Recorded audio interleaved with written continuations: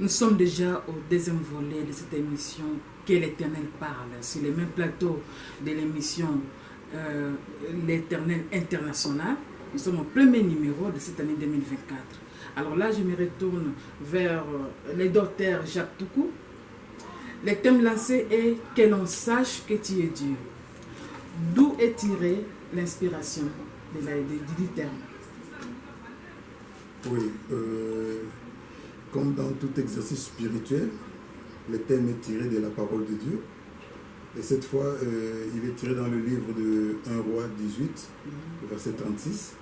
Et nous savons que pendant qu'Élie relevait les défis contre les dieux de Baal, il a voulu que le Seigneur, l'Éternel, intervienne afin que l'on reconnaisse qu'il est Dieu et qu'Élie était véritablement son serviteur pour ramener tout le cœur perdu, tout ce qui était perdu, tout ce qui était allé vers Baal, qui reviennent au véritable Dieu. La mission est énorme.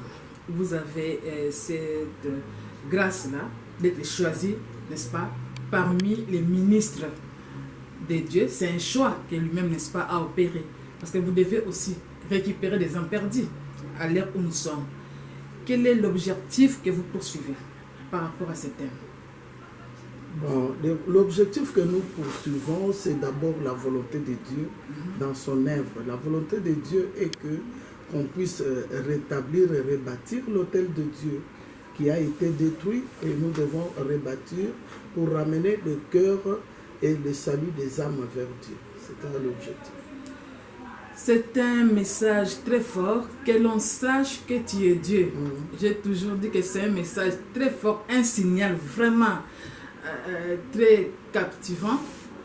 Mais alors, il y a des attentes, n'est-ce pas, pour l'année 2024, aussi par rapport au thème. Chose qui ne sera pas facile. Comment préparez-vous, n'est-ce pas, le peuple de Dieu à ces thèmes-là? Comment pouvez-vous rapprocher ce peuple de Dieu par rapport au thème, qui se sentent victorieux dans les combats? Parce que le thème est intitulé « Que l'on sache que tu es Dieu ». Qui doit savoir que notre Dieu est le Dieu Tout-Puissant? Ah oui. En tout cas, merci. Les combats est tellement durs. Les combats, lorsqu'on est en train d'exercer la vision de Dieu, on n'a pas peur de combat parce que les combats accompagnent aussi la vision. C'est ça. Parce que nous combattons déjà dans la victoire. Et nous devons continuer cette année à enseigner toujours les serviteurs de Dieu, parce que ici, dans cette plateforme, l'objectif est d'enseigner, nous les serviteurs de Dieu d'abord. Nous les serviteurs de Dieu. Et nous allons continuer jusqu'à réunir peut-être les moyens pour une grande conférence, parce qu'on le fait déjà. Oui, oui, docteur. Oui, par rapport aux attentes, c'est tout à fait normal. Les hommes de Dieu ont un devoir. D'abord, ici, Élie n'est plus là. Élie, ce sont les hommes de Dieu de cette époque.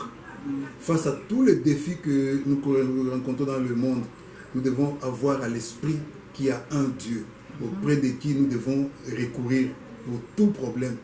Donc, il faudra d'abord que nous-mêmes, à travers notre manière d'être, notre manière de faire, notre manière de vivre, que les gens sentent, disent qu'il y a un Dieu. Et que pour les autres, ce que nous allons faire puisse nous amener à vivre réellement la présence et la manifestation de Dieu. Parce que Paul nous dit qu'à un moment donné, il ne faut pas seulement des discours persuasifs, mais il faut la démonstration de la puissance de Dieu. Donc, ce que l'Église fait a aussi besoin de la démonstration de la puissance de Dieu. Et là, ça ramène tous les hommes de Dieu à rentrer en eux-mêmes pour se dire qu'est-ce qu'il faut pour que Dieu se manifeste dans ma vie, dans mon ministère. C'est ça le problème. C'est ça, oui, mais ça ne sera pas facile. Non, c'est pas facile. C'est pas facile, surtout avec la technologie qui évolue chaque jour à une vitesse de croisière, comme j'avais dit la fois passée. Il y a divers défauts.